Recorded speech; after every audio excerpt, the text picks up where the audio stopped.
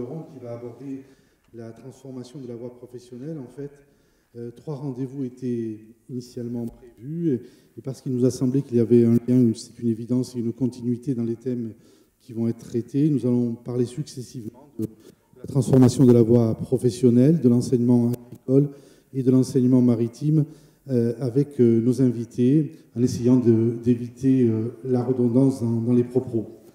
Ces tables rondes avaient toute leur place dans ce premier salon des formations et des métiers, appelé à se renouveler en Corse du Sud en avril prochain, et notamment par rapport, le mot est facile, par rapport à l'orientation qu'on a voulu donner, à savoir que de ces journées-là est principalement un de troisième. Voilà.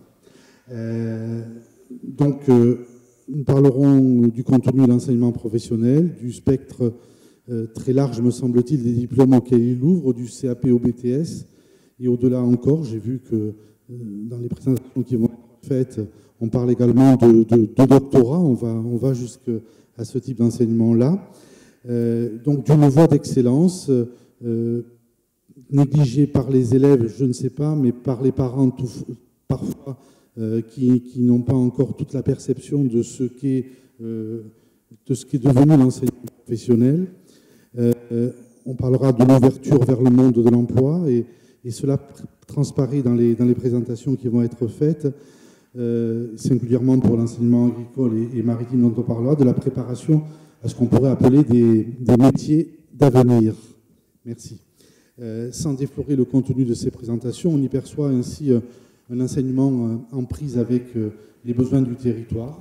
Je crois que c'est important, ce sera important de le souligner, parfois même avec des orientations stratégiques pour le développement du territoire, avec une volonté également de répondre aux attentes des entreprises, de traiter aussi les grandes questions de société qui se posent aujourd'hui, questions qui sont dans l'air du temps, mais qui se posent déjà dans la vie professionnelle. Je pense au développement durable, je parle au métier de préservation de la planète, au domaine de l'énergie dont on parle beaucoup aujourd'hui. J'ai notamment vu que le lycée maritime se préoccupait du zéro émission dans les transports et de la conduite à adopter. J'ai vu que sur les campus agricoles, on abordait également la question du produire autrement.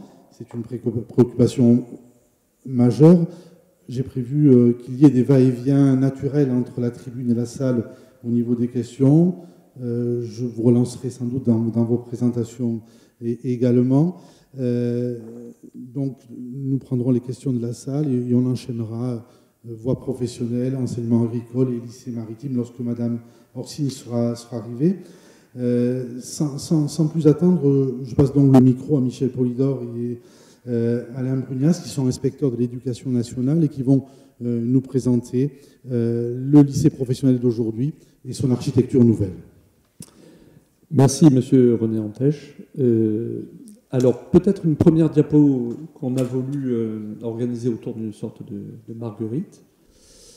Alors, vous voyez la voie professionnelle, si vous regardiez le titre, le lycée professionnel plus particulièrement, il y a une nouvelle architecture du lycée professionnel et il y avait une nécessité de le transformer.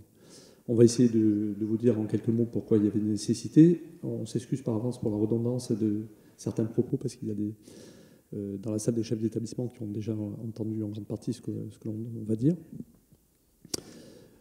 Il y a plusieurs points donc qu'on souhaiterait porter à votre connaissance. Le premier point, peut-être mon collègue va le commenter, c'est un point sur les programmes. Donc certes, on a transformé l'architecture, la structure, mais on a aussi transformé les programmes parce qu'il y avait une nécessité de les transformer, et peut-être mon collègue pourrait dire 2 mots en ce qui concerne les enseignements de sa discipline. Oui, merci Michel. Alors je suis donc inspecteur d'anglais. Je vais peut-être pas trop parler que de ma discipline, mais sur les programmes de l'enseignement général. Alors, il faut savoir que la transformation de la voie professionnelle arrive après une rénovation de la voie professionnelle de 2009, où les enseignements généraux étaient déjà ancrés dans les enseignements professionnels. On appelait ça les EGLS, les enseignements généraux liés à la spécialité. Et dans cette transformation de la voie professionnelle, on peut voir le contexte l'environnement professionnel qui fait partie intégrante des programmes. Alors je peux donner l'exemple du programme de langue vivante. Donc vous avez 50% du programme sur la vie quotidienne et citoyenne et 50% du programme, y compris dans les modalités d'évaluation à l'examen, qui sont orientés vers le contexte professionnel. Voilà. La mise en situation active des élèves aussi provoque une dynamique, une démarche actionnelle et, on va dire, une rupture avec l'enseignement parfois scolaire qu'ils ont pu recevoir avant d'entrer au lycée professionnel. Alors, ce lien avec le contexte professionnel se poursuit en français et en mathématiques dans le cadre de la co-intervention, en seconde, en première, mais aussi en terminale. On verra des aménagements possibles en terminale. Vous avez des professeurs de mathématiques et de français qui co-animent, co-enseignent avec des enseignants de l'enseignement professionnel. Donc vous voyez bien un effort de rapprocher ces deux blocs et de donner davantage de sens aux enseignements. Ce serait une fausse idée de penser que ces enseignements généraux sont négligés dans la voie professionnelle. Tout à fait, tout à fait. Moi, je voudrais insister sur la présence forte des enseignements généraux dans les diplômes CAP, Bac Pro de la voie professionnelle. Et le poids qu'ils ont dans l'évaluation finale. Oui, bon, je dirais environ 50% environ. Voilà. Voilà. En terminale, cette co-intervention peut s'ouvrir à d'autres disciplines que les mathématiques et le français, dont les langues vivantes, par exemple, ou d'autres disciplines de l'enseignement général. Voilà. Oui, pour compléter le propos de mon collègue, donc les mathématiques, qui sont la discipline, et la physique-chimie que j'ai en charge en termes de suivi d'enseignement. Là aussi, si vous voulez, les objectifs fixés par la nation, c'est un élève sur deux va, au cours de son cursus, et lorsqu'il aura obtenu son bac, embrasser une classe de BTS, généralement, comme poursuite d'études. On verra un peu plus loin qu'il y a peut-être d'autres possibilités aussi. Et donc, évidemment, il fallait que les programmes des enseignements généraux permettent justement de répondre à comment je pourrais dire ça, cette élévation du niveau de qualification disciplinaire pour que les élèves arrivent préparés dans l'enseignement supérieur. Alors, je parle de mes disciplines, mais c'est vrai en lettres-histoire, c'est vrai en langue, mon collègue l'a dit, et dans les autres disciplines, les enseignements généraux. Ça, c'était le premier des points importants. Deuxièmement, vous avez parlé, il y a le ministère de l'Agriculture à nos côtés, il y a la question du développement durable. L'éducation au développement durable, le 3D, l'éducation au développement durable est un élément de transversalité dans tous les programmes, quels qu'ils soient. Donc, globalement, on dit on a verdi les programmes. C'est une façon de dire que les programmes ont été tous verdis, que ce soit en physique, chimie, par certains côtés dans les thématiques abordées en mathématiques, mais c'est vrai aussi dans pratiquement tous les enseignements, y compris dans des supports de travail linguistique. Ça, c'était le premier élément qui me semble important à porter à votre connaissance. Et puis, deuxièmement, effectivement, nous sommes baignés par le monde, on baigne dans le monde du numérique. Que ce soit votre métier en qualité de journaliste, nos métiers, nous, en qualité d'ex-enseignants, maintenant de corps d'inspection ou des chefs d'établissement, et finalement tous les métiers qui existent, on va dire, dans le milieu économique. Et donc, il faut que les parents sachent que les élèves qui vont rentrer dans une classe de seconde, dont on détaillera un peu la structure tout à l'heure, ils vont faire en mathématiques un enseignement d'algorithmique, y compris dans les CAP d'ailleurs, et un enseignement de programmation en langage Python. Alors pourquoi ce langage-là? Parce qu'il est transversal et commun à la voie générale et technologique, y compris dans un certain nombre de BTS. Bon. Donc en fait, si vous voulez, il y a une sorte de continuité qui s'est faite pour que l'élève n'ait pas de rupture lorsqu'il passe dans la voie professionnelle sur les enseignements généraux et qu'il poursuit ses études. Encore une fois, c'est un élève sur deux.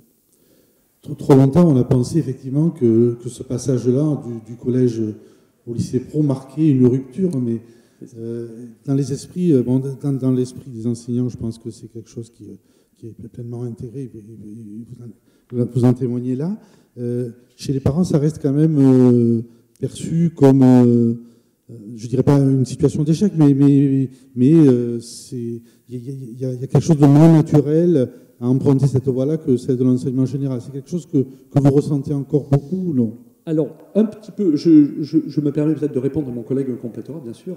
Il me semble qu'au fur et à mesure du temps, en fonction des communications, du travail qui est mené avec la collectivité de Corse, aussi, qui est un acteur prépondérant dans la communication sur l'orientation, que ce soit dans la perception et dans les échanges que l'on a, nous, autour de nous, même dans le cadre familial et hors cadre professionnel, fait qu'on commence à avoir une perception de la voie professionnelle comme une voie d'égale dignité, on va dire, qui vise, elle aussi, à l'excellence, et on verra tout à l'heure en quoi on essaie d'y répondre, et qui donc permet à un élève, si vous voulez, répond à un profil d'élève, comme peut aussi y répondre l'apprentissage, répond à un profil d'élève qui souhaiterait se professionnaliser, mais qui, à chacune des étapes de sa professionnalisation, peut choisir de continuer ou s'insérer dans le monde de l'entreprise, dans une entreprise, quelle qu'elle soit d'ailleurs.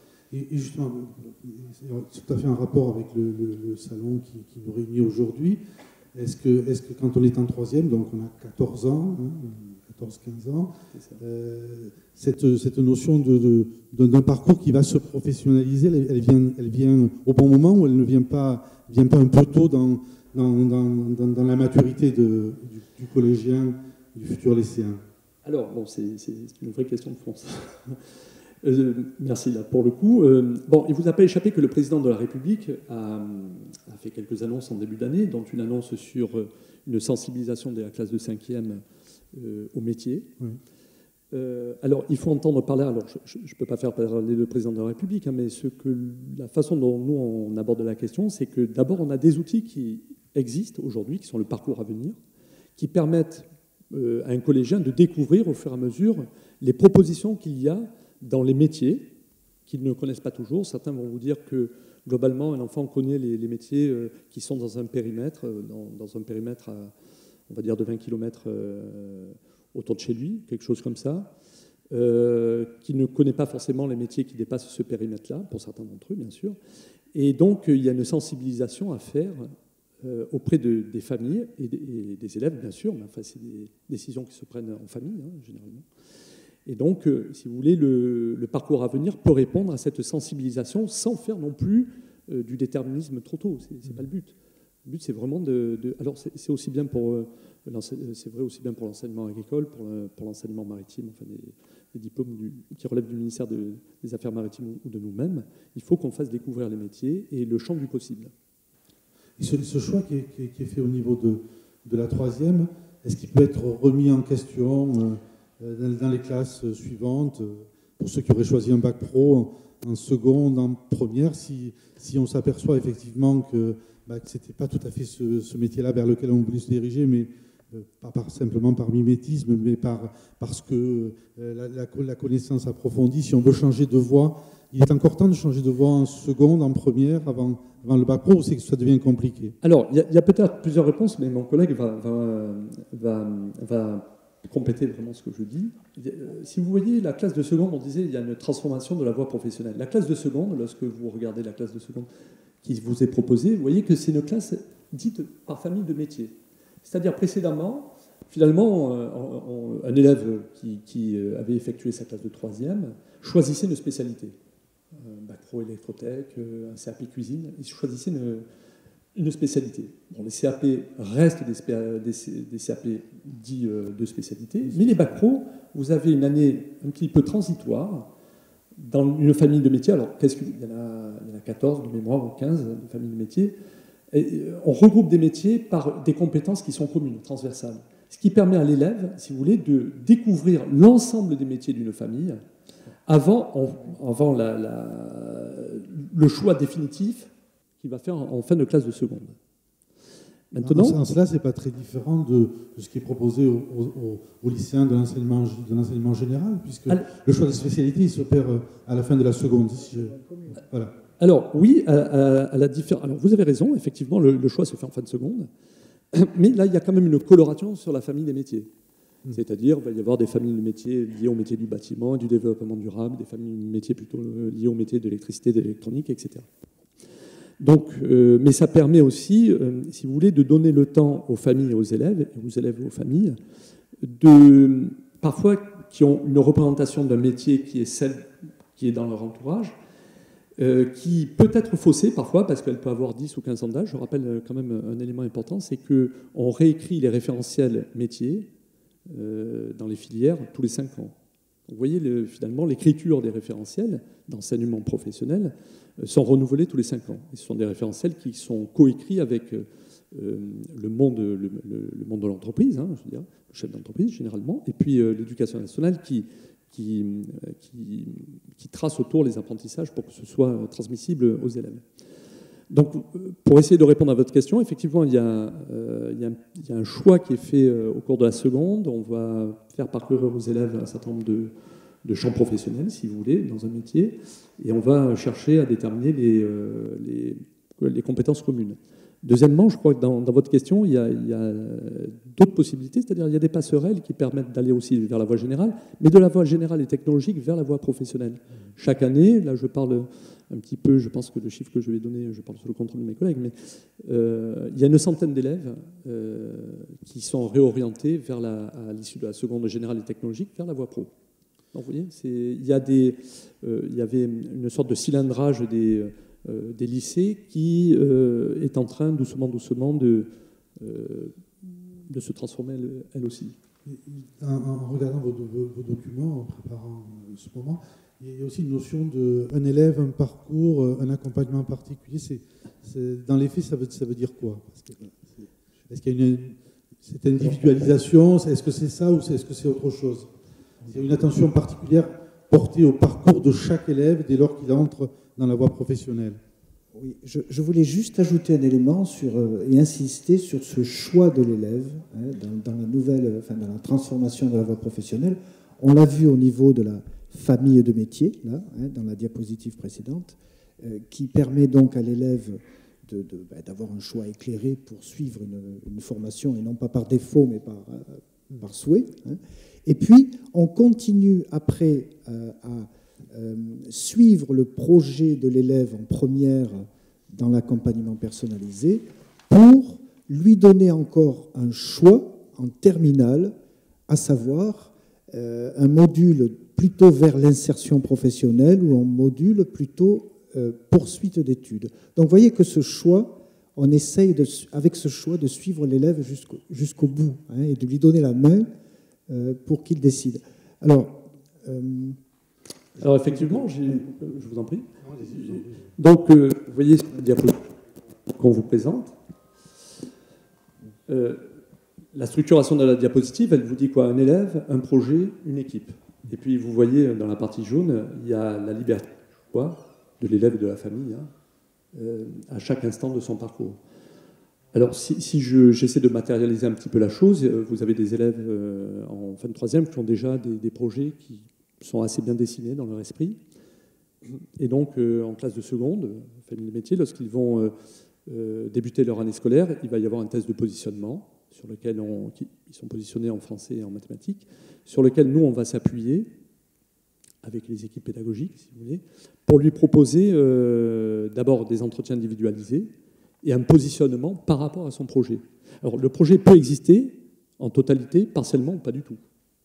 S'il n'existe pas du tout, le but, un élève, un projet, les équipes pédagogiques, c'est pas nous, mais les équipes pédagogiques vont construire ce projet-là. Donc ils ont des outils qui permettent de construire. Si le projet est déjà établi, alors on va accompagner son élève et réguler son projet de telle sorte qu'il soit en mesure de décider si, dans le cadre de son parcours jusqu'en classe de terminale, s'il souhaite suivre son parcours et embrasser l'enseignement supérieur, ou peut-être s'insérer directement dans le métier qu'il a choisi et pour lequel il a été formé. le mot-clé, c'est quand même la liberté de choix. Avec la loi de 2018. Cette passerelle-là, donc, j'ai bien compris que le jeune qui va jusqu'au bac pro, on lui dit, vous pouvez continuer un petit peu plus loin avec le BTS, voire au-delà.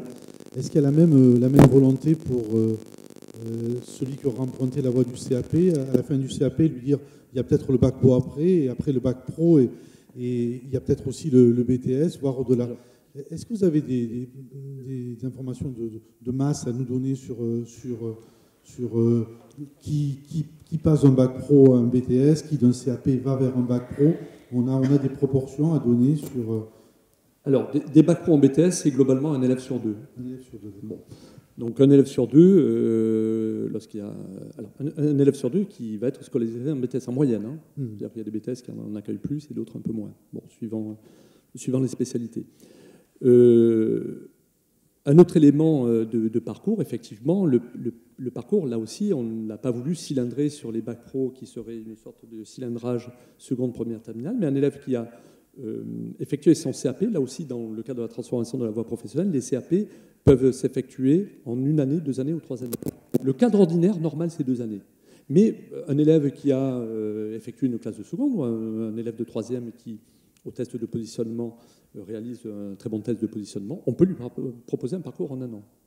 Et donc, à l'issue du parcours du CAP, se pose la même question que pourrait se poser un élève qui est en fin de formation en terminale bac professionnel. Effectivement, il peut réintégrer un bac professionnel en classe de première et continuer son parcours. Alors là, c'est un bac qui se fera en 4 ans, si vous voulez 2 ans de CAP, ou 1 an et 2 ans de terminale s'il a fait un CAP de 3 ans, ou pour l'élève qui aurait certaines fragilités, il va parcourir son CAP en 3 ans, et puis après, il va, s'il le souhaite, toujours pareil, hein, c'est un choix de l'élève et de la famille aussi, bien sûr, s'il le souhaite, il peut récupérer un bac pro, et après continuer aussi loin qu'il le souhaite, et aussi loin que l'envie qui le conduit lui permet d'accéder peut-être à ce qu'il a envisagé ou à son rêve en termes de job.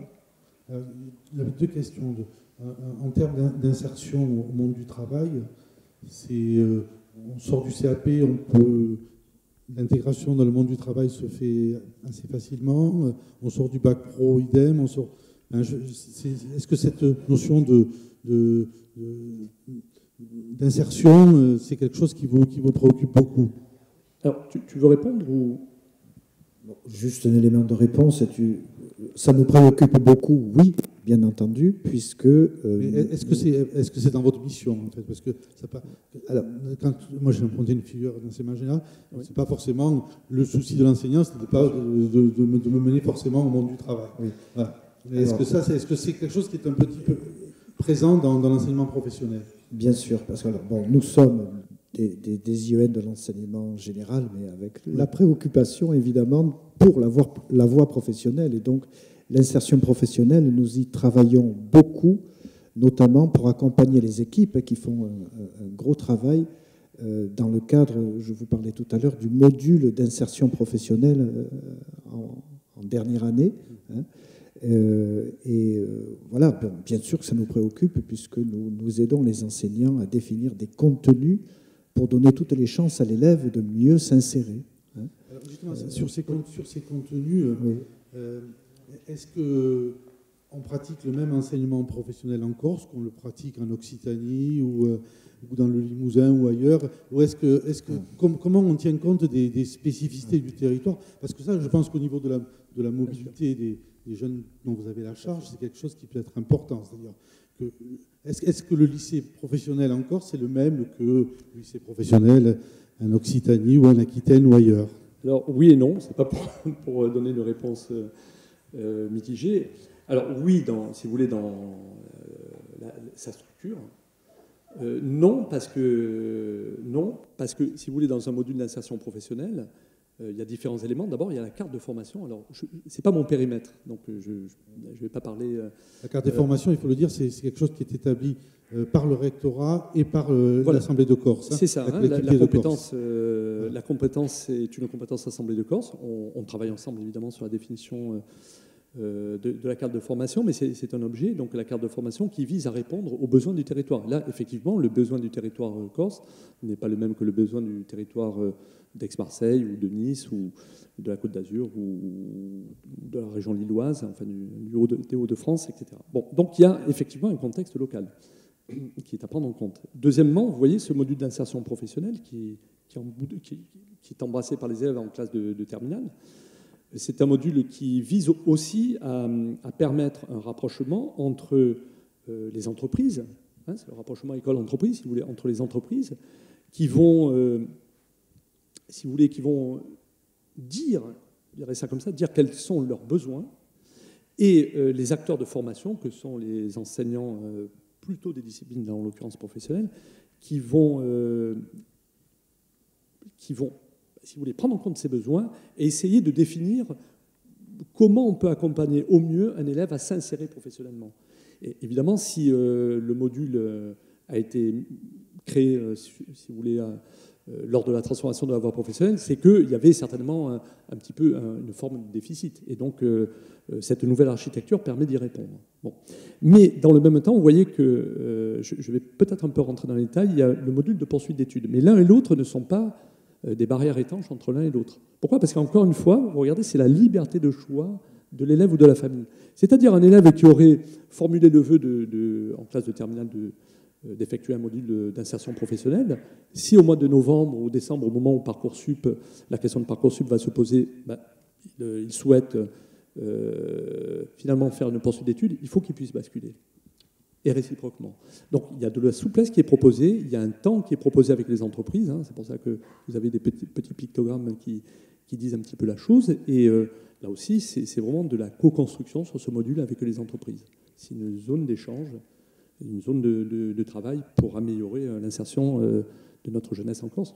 D'ailleurs, lorsqu'on parle de réformes à venir pour la voie professionnelle et pour le lycée professionnel, cette question du lien lycée, entreprise, c'est ce qui est mis en évidence, c'est comment renforcer ce lien et comment également s'adapter pleinement au monde de l'entreprise. Je sais que dans ce qui va venir, ce qui est prévu, c'est un point sur lequel on insiste beaucoup. Vous vous sentez proche de les lycées, les chefs d'établissement que vous côtoyez régulièrement, ils se sentent proche de ce monde de l'entreprise sur le territoire de la Corse ou L'expérience que j'ai de nos chefs d'établissement, et puis celle de mon collègue qui est sur une académie aussi, sur 2 académies, donc il a une expérience qui est plus riche que la mienne. Les chefs d'établissement, ils sont chefs d'établissement de lycée professionnel, donc ils sont en contact avec le monde des entreprises déjà qui est autour de leur établissement. Il faut quand même rappeler que aujourd'hui, hein, je ne parle pas de la réforme future, puisqu'on n'a pas des éléments du texte pour l'instant qui nous a été communiqué, mais au cours d'une formation sur 3 années, c'est 22 semaines de période de formation d'entreprise. Oui, c'est pas dans l'épaisseur du trait.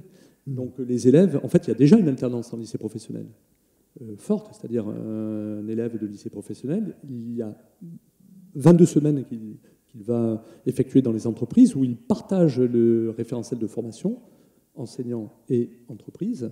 Et donc, ils sont déjà en immersion dans l'entreprise pendant leurs 3 années. Mais parallèlement, ils ont un complément aussi de formation, évidemment sur les plateaux techniques du lycée professionnel. Je vais passer la parole à M. Joseph Enzafel. Vous êtes donc délégué académique de la DRAF de Corse et vous allez nous parler de l'enseignement agricole. On reviendra sur l'enseignement professionnel, peut-être avec des questions, mais on pourra rajouter. Voilà. Alors, il y a deux centres, il y a deux lieux de formation, Borgo et Sartène en Corse. Et j'ai noté quand même que, là on a parlé de la filière professionnelle au sens général, c'est que dans les orientations qu'on prend sur la partie agricole, on peut être très précis sur le métier vers lequel on se dirige aussi. Hein. Est-ce que c'est une particularité de l'enseignement agricole ou pas ? Ou est-ce qu'on agit de la même manière, à savoir cette décantation qui s'opère au niveau de la seconde avec des familles de métiers et des choix qui s'affermissent par la suite ? On a un champ de métiers couvert par l'enseignement agricole qui n'est pas aussi vaste que celui de l'éducation nationale, mais on touche plus qu'au métier de la seule agriculture, puisqu'on est aussi sur les champs des métiers de l'aménagement, de la transformation alimentaire et des services. Donc effectivement, un certain nombre de dispositifs qui sont inscrits dans la transformation de la voie professionnelle sont déjà en œuvre dans notre ministère depuis un certain temps. D'accord. Donc, et là aussi, c'est une voie naturelle qui s'ouvre dès la troisième pour les jeunes que vous recevez. Tout à fait. Alors après, moi je voulais d'abord rebondir sur ce qui avait été dit sur la voie professionnelle. Je ne sais pas si mon diaporama va être affiché ou pas. Ça suffit peut-être. Voilà. D'accord. Il devrait l'être. Je ne sais pas. On attend. Puisqu'en fait, voilà, c'était pour vous dire que... Alors, ça marche comment? Ça marche voilà. Comme ça. Ah, oui. Vous avez deux... Il y a avant et arrière. Avant et arrière. Voilà. Voilà. Alors, ça n'a pas l'air de bouger. Pourquoi ça ne bouge pas? Est-ce que je fais de travers? Dites-moi. Voilà. Mais c'est un peu petit. Bon. C'était pour vous dire que par rapport à ce qui se met en place au niveau de l'éducation nationale, nous, le ministère de l'Agriculture, il y a un certain nombre de concepts qui se mettent en place aujourd'hui à l'éducation nationale, comme la pluridisciplinarité et l'interdisciplinarité. Chez nous, c'est des sujets qu'on a mis en place avec une réforme de notre brevet de technicien agricole à l'époque, en 1985, avec des organisations de diplômes où effectivement l'enseignement général était déjà souvent associé à l'enseignement technique et à des évaluations de capacités qui se faisaient déjà de manière pluridisciplinaire et interdisciplinaire. Donc là, on est en train de franchir une école supplémentaire sur une évolution des compétences des jeunes et ne plus seulement évaluer des disciplines spécifiques, mais effectivement bien des compétences professionnelles qui sont en œuvre dans le milieu professionnel futur. Donc ça, c'est le sens de notre réforme qui est en cours au niveau et qui est en phase un petit peu avec ce qui se passe au niveau de la transformation de la voie professionnelle. On a déjà historiquement des voies d'apprentissage et de formation initiale présents dans nos établissements et avec des passerelles qui se faisaient entre les parcours. Et ça continue. Et nos CFA, on a toujours eu des CFA dans nos établissements agricoles. Enfin, on est par rapport à d'autres dispositifs qui sont encouragés dans la transformation de la voie professionnelle, comme la mobilité internationale. Par exemple, nous utilisons beaucoup plus que notre pourcentage d'élèves les crédits de Erasmus+, et même les établissements de Corse sont très présents dans ce secteur de la mobilité internationale, que ce soit Borgo ou Sartène. J'ai vu effectivement qu'on pouvait...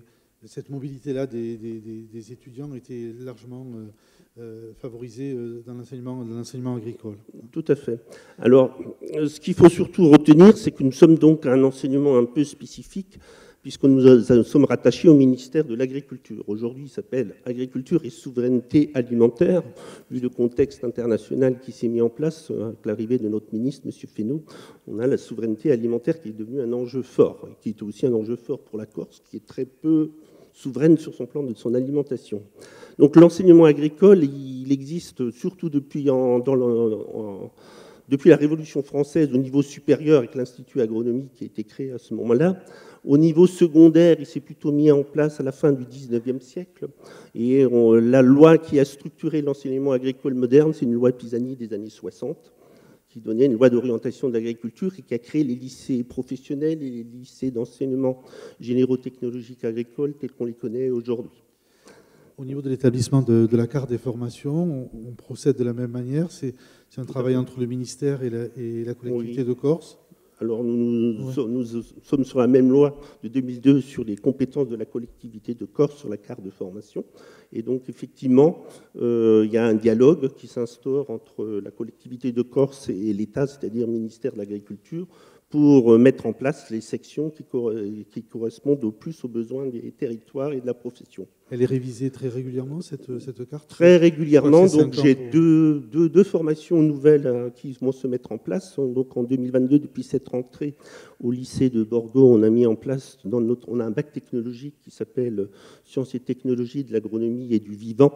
Et on a mis en place, à côté de l'option valorisation des espaces en aménagement paysager, une option qui est la transformation alimentaire.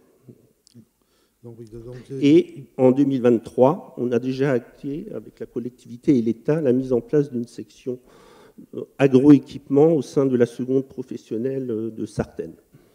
Et vous avez, j'imagine qu'il y a la même préoccupation de dire qu'il y a un enseignement supérieur qui vient se greffer tout naturellement après le lycée, après...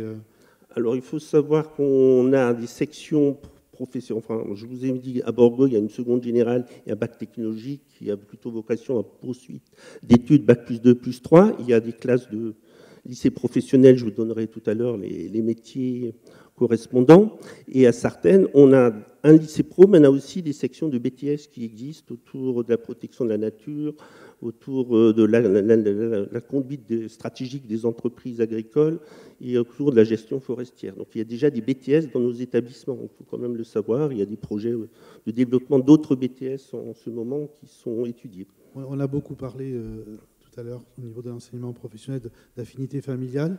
Est-ce que le public que vous recevez, c'est des gens qui, dans leur famille, ont une activité agricole, c'est des fils d'agriculteurs, de vignerons, d'éleveurs, ou c'est un public qui est un petit peu qui s'élargit aujourd'hui? Il est beaucoup plus diversifié que vous ne pouvez l'imaginer. C'est-à-dire que dans les années 60, oui, il y avait beaucoup de fils d'agriculteurs et de gens de la profession agricole ou para-agricole qui s'orientaient vers ces champs-là.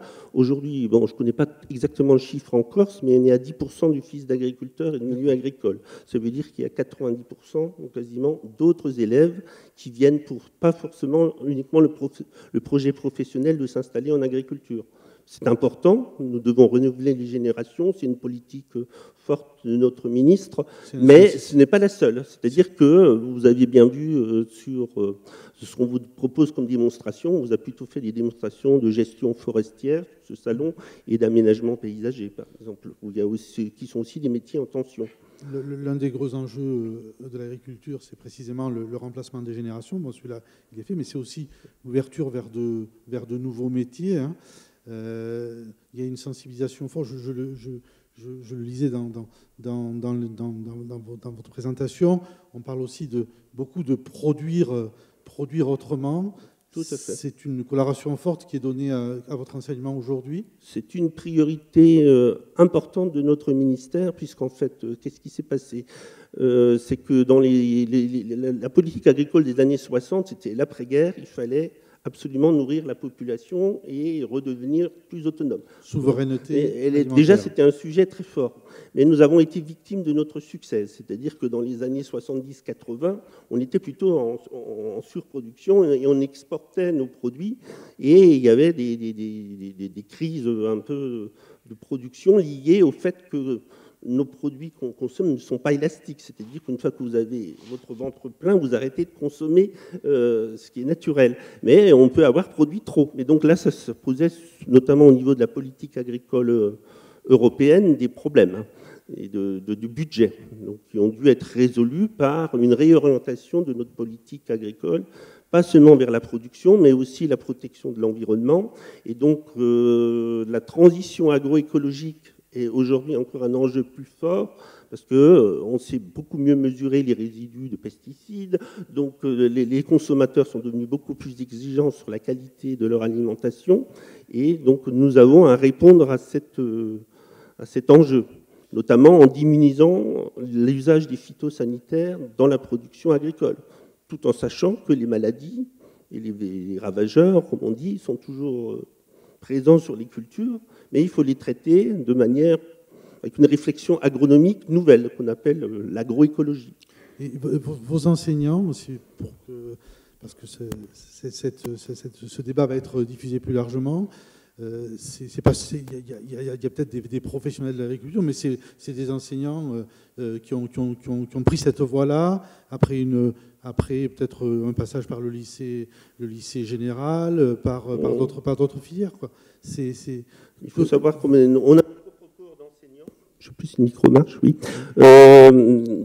Puisqu'on organise nos propres CAPES agricoles et PLPA agricoles. Et donc, on a des enseignants de matière générale comme des enseignants de matière technique dans nos établissements qui travaillent ensemble depuis toujours.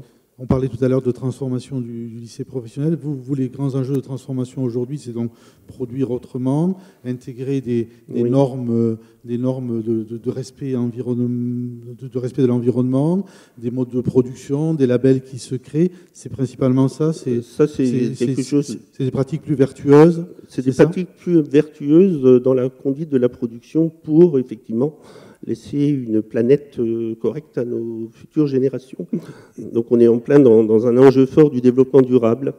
Et dans la structure elle-même de l'institution, il y a des projets de grosses transformations, comme on l'entend sur le lycée professionnel aujourd'hui, peut-être avec des connexions plus grandes avec le monde agricole ou pas, ou Alors les connexions avec le monde professionnel chez nous sont On a depuis, on a les mêmes nombres de semaines de stage en entreprise, par exemple, où il y a des stages en stage. Il y a aussi le fait qu'on va assez souvent sur le terrain. Nous avons des exploitations agricoles qui sont présentes au sein de nos établissements, et donc c'est un support privilégié, pas seulement pour les formations agricoles, mais aussi ce micro, il est alternant. Excusez-moi. Donc, on a des exploitations agricoles qui sont des supports en vraie grandeur, qui sont des unités économiques. Elles doivent payer leurs propres salariés, réaliser un chiffre d'affaires, et on doit être un peu aussi exemplaire sur le plan économique.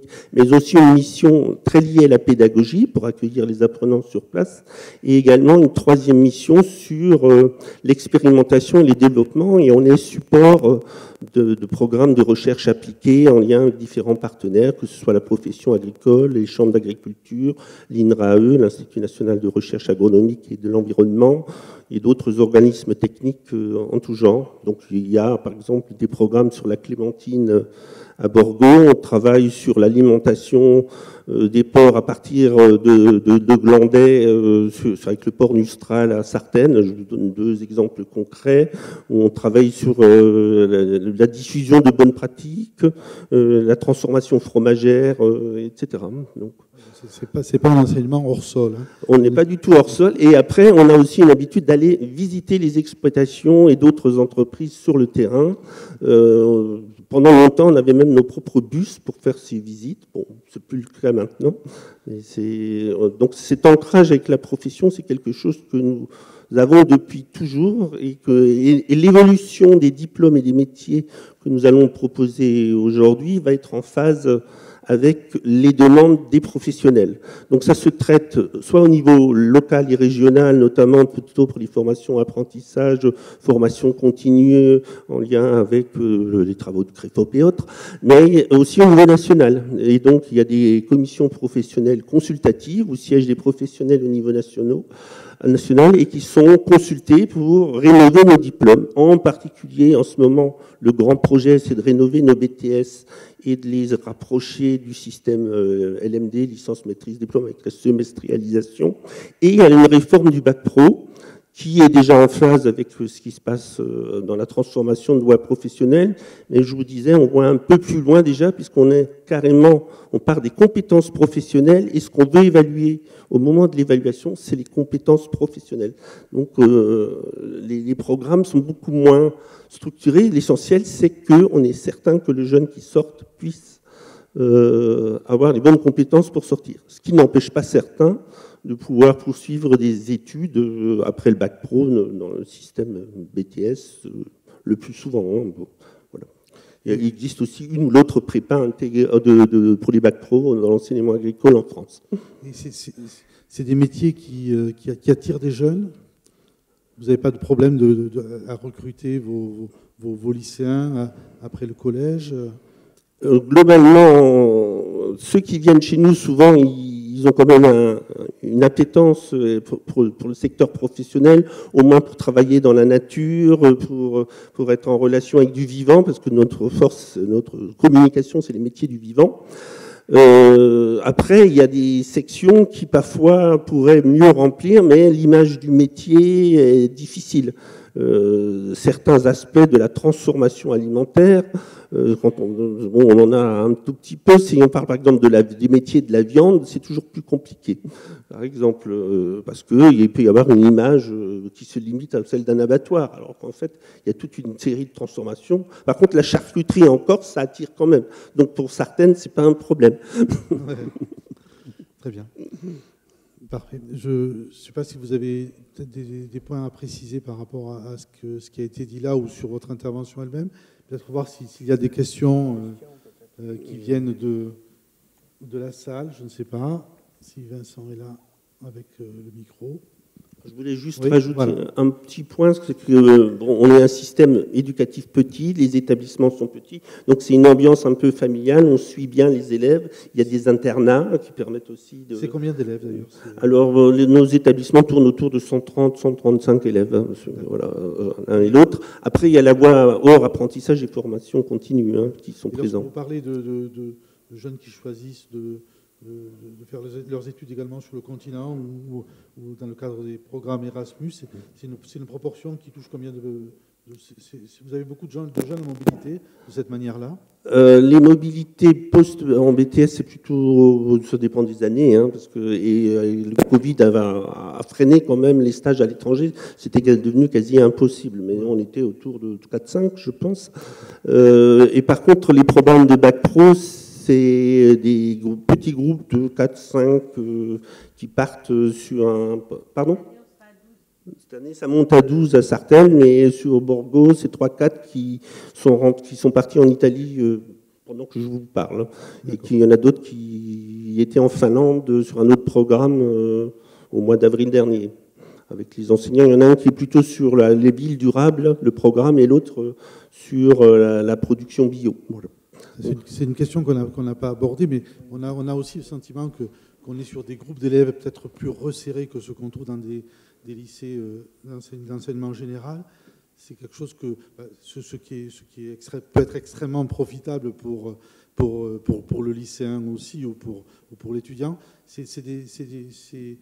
On est sur des classes surchargées en lycée professionnel ou pas, où il y a des filières peut-être qui attirent plus que d'autres, mais est-ce qu'on est plus sur on parlait tout à l'heure de l'accompagnement, un projet, est-ce que justement il y a cette notion de classe un petit peu plus resserrée qui permettent peut-être aussi de mieux suivre, de mieux accompagner un projet professionnel?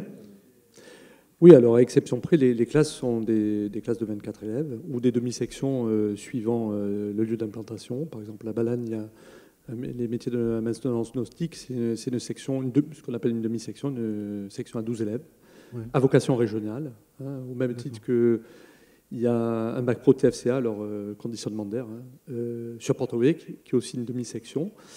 Et alors, ça peut être un argument pour attirer les jeunes et pour dire aux familles aussi qu'il y a tout un environnement particulier qui se met en œuvre dans l'enseignement professionnel. C'est ça, c'est-à-dire il y a un environnement facilitateur en termes d'accompagnement, parce qu'effectivement, lorsque vous accueillez une classe à 36 élèves, une classe à 12 élèves ou une classe à 24 élèves, on n'est pas du tout sur les mêmes mécanismes d'accompagnement des personnes, ni même les mêmes façons d'enseigner. Ça, c'est le premier élément. Et puis, il y a un élément, on partage beaucoup d'éléments avec vous, il y a un élément de mobilité dont vous avez parlé. Alors, vous avez parlé de mobilité parfois à l'international, mais en fait, nous, on voit 3 niveaux de mobilité. Il y a la mobilité déjà autour de chez soi.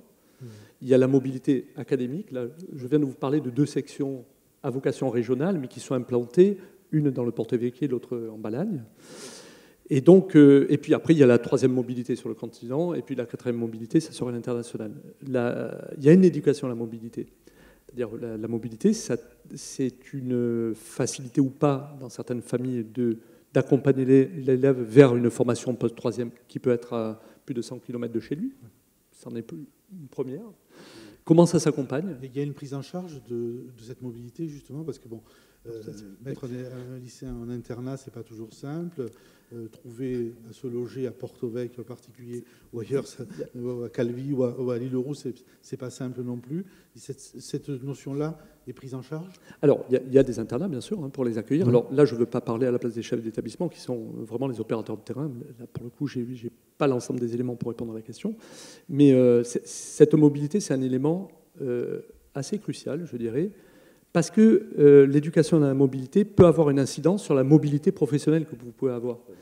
Donc, vous voyez, si j'ai peu de mobilité, est-ce que si je veux faire une poursuite d'études, que ce soit dans les métiers de l'agriculture, enfin du ministère de l'Agriculture, ou dans les métiers les diplômes que propose l'éducation nationale, parfois il va falloir peut-être partir effectuer sa formation à l'extérieur. Et ça se prépare. Sinon, vous allez avoir des freins naturels qui vont... Bonjour madame. Bonsoir. Vous allez avoir des... Bonsoir madame. Bonsoir madame. Vous allez avoir, si vous voulez, des éléments bloquants qui font que finalement les gamins ne vont pas s'autoriser, si vous voulez, à effectuer cette mobilité. Donc il y a un vrai travail à faire sur cette question-là. Et effectivement, alors pour revenir un peu effectivement sur la transformation dans la voie professionnelle, les mobilités à l'international, on avait évoqué une diapo, c'est pas non plus... ça ne concerne pas des grandes cohortes. Mais peu importe, même s'il y a une dizaine d'élèves, là je parle sous ton contrôle, je crois qu'il y a une dizaine d'élèves dans un établissement, même plus que ça, un peu plus de 10 élèves, si vous voulez, qui cherchent justement à développer des compétences, là à nouveau, personnelles et professionnelles, et qui leur permettront certainement à l'avenir peut-être d'avoir moins peur de se déplacer, y compris dans la région. Les déplacements, ça peut être parfois à 50 km de chez soi. On a un peu fait le tour de la transformation de la voie professionnelle. On l'a fait également pour l'enseignement agricole. Peut-être reste à aborder avec vous ce qui est vraiment la spécificité de ce lycée maritime. De sa vocation, de son lien aussi avec un environnement professionnel ou d'entreprise qui est fort. Dès lors qu'on parle de maritime, on parle de problèmes qui peuvent être intrinsèques ou de besoins qui sont intrinsèques à la Corse pour se déplacer. Donc vous, il y avait le besoin important de former les futurs marins corses. C'est bien ça qui a présidé à la création de ce lycée. Oui, en tout cas, merci de m'avoir convié à cette table ronde. Merci, bonjour messieurs, mesdames et messieurs, bonjour. Alors oui, le lycée maritime, il est bien évidemment très spécifique. Il a vocation à former des marins. Ce n'est pas partout qu'on peut arriver à former des marins. Bien évidemment, le lieu privilégié, c'est une façade maritime. Et quand on parle de façade maritime, effectivement, en Corse, on est plus que servi et plus qu'heureux d'être entouré d'eau sur un littoral qui est long de plus de 1000 mètres carrés. Alors, il est spécifique et surtout très ancien. On l'a mal connu, on l'a oublié, on l'a ignoré pendant des années, ce lycée. Et puis, à partir de 2017, grâce aux gros efforts de la collectivité de Corse, au gros travail qui a été entrepris par les personnels de ce lycée, eh bien, on a cherché à le développer et à montrer que nous aussi, les Corses, au même titre que les Bretons ou d'autres encore, les Normands, nous avions une vocation de marin. Alors évidemment, traditionnellement, on parle du Cap Corse, on connaît toutes les belles histoires liées autour des marins du Cap Corse, mais au-delà de tout ça, il était un constat à faire qui était celui du tissu insulaire maritime qui existait en Corse depuis des années et qu'on avait complètement oublié. Alors on formait des marins oui ailleurs, on en formait à Marseille, on en formait au Havre, on en formait à Saint-Malo, mais on n'en formait pas en Corse, en tout cas dans les cursus, je dirais, de base. Donc, eh bien, on s'est démené, et puis aujourd'hui, il acquiert ce lycée ses lettres de noblesse, et grâce à nos différents partenariats au niveau des compagnies maritimes telles que la Corsica Linea et la Méridionale, mais il en est d'autres, eh bien, on arrive à former de bons marins et des marins qui arrivent à s'exporter où ils le souhaitent. Donc c'est un bon niveau de recrutement, de plus en plus tendant vers l'excellence. Et on est peu modeste quand on dit ça, bien évidemment, mais en même temps, on a une reconnaissance un peu de partout de ce milieu maritime insulaire, et on veut le développer de plus en plus. Alors, on rentrera peut-être un peu dans le détail si on a le temps. On a vocation à se développer sur le plan logistique, sur le plan pédagogique, et puis sur le plan des partenariats. Voilà. Les formations que vous proposez, elles vont de quel niveau? Parce qu'on a beaucoup parlé d'une voie professionnelle qui ouvrait au CAP, qui ouvrait au bac pro, qui ouvrait désormais au BTS, voire à d'autres diplômes, et même à des classes préparatoires. On l'a vu aujourd'hui. Aujourd'hui, vous êtes sur... vous formez... J'ai vu qu'il y avait des certificats, j'ai vu qu'il y avait des bacs pro. C'est toute la gamme que vous proposez aux jeunes, elle va d'où à où? Alors, elle va, je dirais, du premier niveau, qui est le niveau de CAP, et qui permet de former des matelots au commerce, à la plaisance, à la pêche. Et puis, on a le bac professionnel dans les 3 filières, filière pont, filière pêche et filière électromécanicien de marine. Et puis, cette année, on a ouvert un BTS pêche et gestion de l'environnement marin. Et c'est justement pour ces ouvertures-là, vous tenez compte d'une demande. Bon, on a parlé des compagnies que peuvent être Corsicania et la Méridionale, mais est-ce qu'il y a d'autres métiers de la marine qui viennent vers vous pour dire on a ce type de besoin-là? On parle. Je vais vous laisser. On parle beaucoup du transport, du fret et des passagers, mais est-ce que, par exemple, quand on travaille avec les pêcheurs, quand on veut former au métier de la pêche en Corse, on entend quelle demande, elle vient d'où la demande? Elle s'exprime comment? Elle s'exprime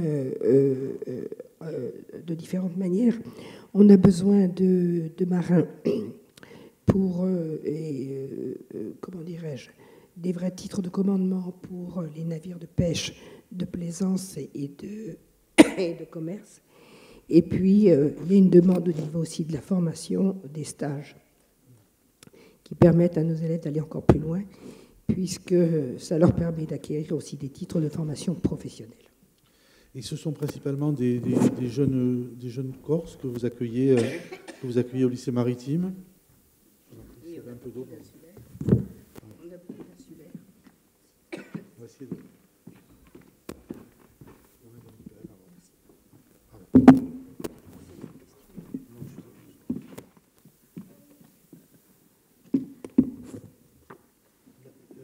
S'agissant pardon, Monsieur Poulidor, pardon.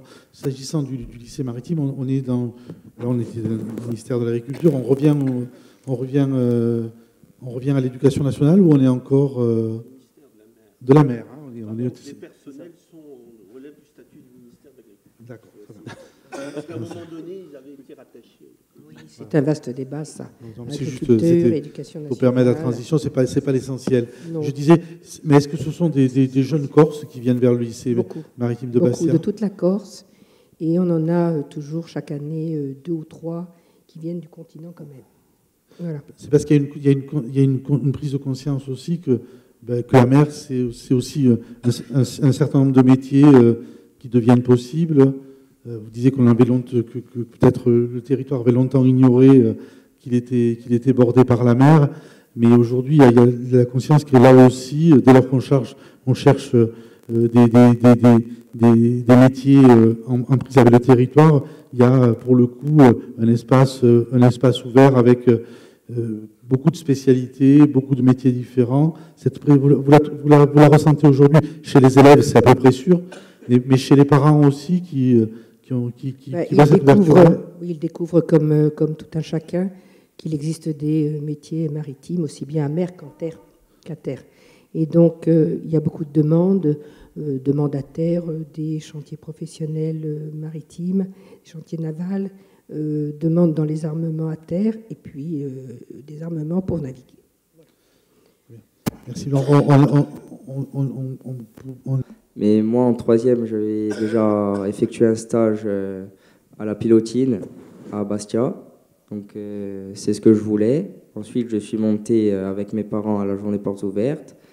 Et on m'a bien expliqué le déroulement, comment ça se faisait et comment on obtenait les diplômes et lesquels.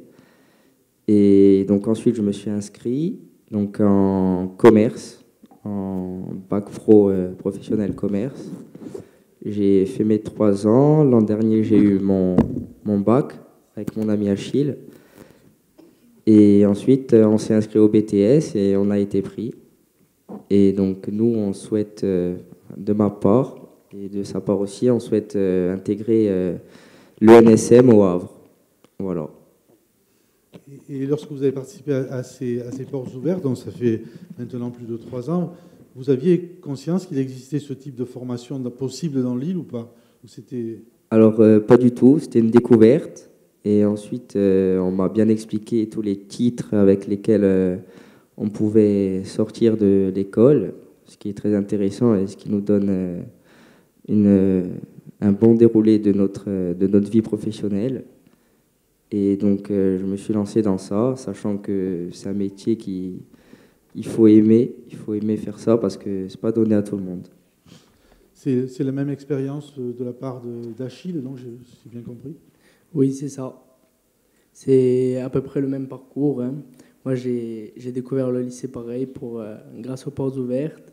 Et ensuite, je me suis inscrit et j'ai effectué les 3 ans. J'ai eu mon bac et j'ai été accepté au BTS pour faire après l'école d'officier. On parle de marin là, mais on pourrait aborder d'autres métiers. Est-ce que vous pensez, là aujourd'hui on parle d'orientation, on est à la 3e, mais faire connaître ces parcours d'excellence qui existent sur le territoire de la Corse, c'est peut-être aussi un enjeu important pour chacun de vos ministères. Hein. Oui, là pour le coup, c'est un témoignage en direct d'un parcours spécifique qui a été construit par ces élèves avec la possibilité entre nos différents ministères finalement de pouvoir choisir, c'est toujours pareil, cette liberté du choix, de pouvoir choisir le métier que l'on souhaite embrasser. Et là, en l'occurrence, ils sont déjà dans des filières d'excellence en BTS, puis s'ils intègrent l'école nationale supérieure de la marine, eh ben, on ne pourra que vous féliciter, bien sûr. Bravo.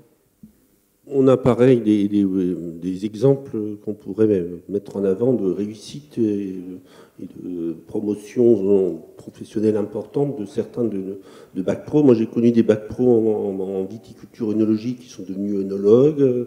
On a d'autres, des bacs techniques qui deviennent ingénieurs, c'est plus fréquent.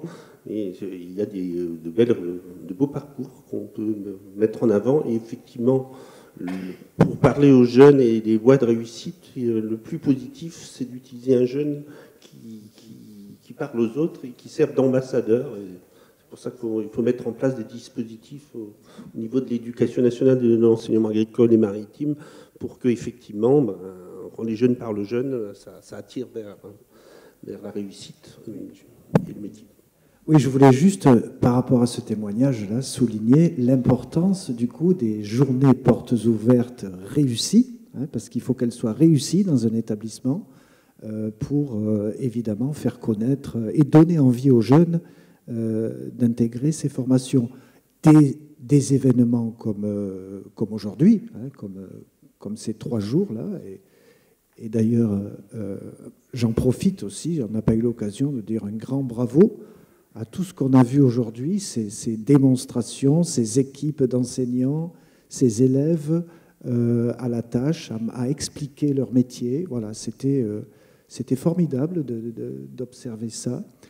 Nous avons également, alors je crois que c'est au mois de décembre, la semaine des lycées professionnels. C'est aussi un grand événement pour faire connaître toutes ces formations aux collégiens. Voilà. On a Oui, découverte des plateaux techniques. Il y a les mêmes journées portes ouvertes dans les lycées professionnels. Tout à fait. Oui. Au-delà des journées portes ouvertes, nous on organise parfois des salons des métiers. Sur 1 ou 2 jours, on fait un peu venir les collégiens dans nos établissements et on leur propose aussi parfois une fois par semaine, ils peuvent venir sur le site et voir un peu des démonstrations d'activités agricoles ou paysagères qui s'y passent, par exemple. Très bien. Écoutez, je ne sais pas s'il y a d'autres questions, mais... Ah, il y a une question de madame. Pardon. Merci. Je voudrais juste dire que, en fait, la transformation de l'enseignement professionnel, c'est tout simplement de dire que tout ce qui concerne l'enseignement professionnel rentre dans la formation tout au long de la vie, avec les 4 voies de formation, la formation scolaire, la formation par apprentissage, la formation professionnelle et la validation d'acquis d'expérience. Et c'est vrai que finalement, nos jeunes, au départ, si dans la formation professionnelle, ils ne venaient que pour chercher un CAP, maintenant, ils peuvent aller jusqu'à des formations ingénieurs parce qu'il y a toutes ces possibilités. Et donc, c'est là qu'il faut voir la réussite des métiers, puisqu'elles sont vues pas uniquement par de la technique pure, mais aussi par des connaissances et des compétences qui sont acquises tout au long de la vie, quoi. Ça vous arrive d'accueillir là on parle des troisièmes, mais des gens qui sont un petit peu plus avancés dans leur exercice d'une profession, ou alors cela c'est plus de la nature de la formation professionnelle. Il est rare quand on a 30, 40 ans qu'on intègre un BTS, ça n'existe plus. Ça, je pense qu'on choisit d'autres voies. Alors, si voilà. Oui, c'est possible. Et je pense que ça doit être possible aussi pour les métiers de la mer également. Pour aborder un BTS à 30-40 ans. Non, je ne sais pas, mais une certification peut-être qu'on n'aurait pas. Il y a d'autres voies. Non, on est... Oui, voilà, il reste la formation. Enfin, la formation professionnelle demeure pour autant, qui se fait dans le cadre des GRETA, pendant d'établissements, qui permettent, alors là c'est de la formation des contrats pro, qui permettent effectivement à tout personnel qui souhaite se former, s'il trouve dans le cadre des formations des GRETA la formation qui lui convient pour évoluer professionnellement, évidemment ça s'accompagne. Dans le ministère de l'Agriculture, on a des CFPPA, des centres de formation professionnelle et de promotion agricole, qui sont des équivalents de GRETA et qui proposent effectivement des formations aussi tout au long de la vie à tous les niveaux de formation. Et ce qu'il faut quand même savoir, c'est que dans la réforme de l'apprentissage, maintenant on peut être rentré en apprentissage jusqu'à 30 ans. Donc il y a aussi sur des jeunes adultes cette possibilité-là à exploiter. Très bien. Bien, écoutez, je pense qu'on a un peu fait le tour de la transformation de l'enseignement professionnel. Les deux derniers témoignages, je crois, étaient la meilleure des conclusions que l'on pouvait trouver. On voit que, et c'est le thème de ce salon, beaucoup de choses se jouent dès la sortie du collège. Voilà, c'était bien d'échanger là-dessus. Demain, on traitera même lieu et même heure de l'apprentissage, qui est encore un autre sujet abordé lors de ce salon et qui, là aussi, parle de la voie professionnelle et de l'orientation tout au long de la vie. Je vous remercie. C'était pas forcément simple, mais on y est arrivé. Merci à vous. Merci.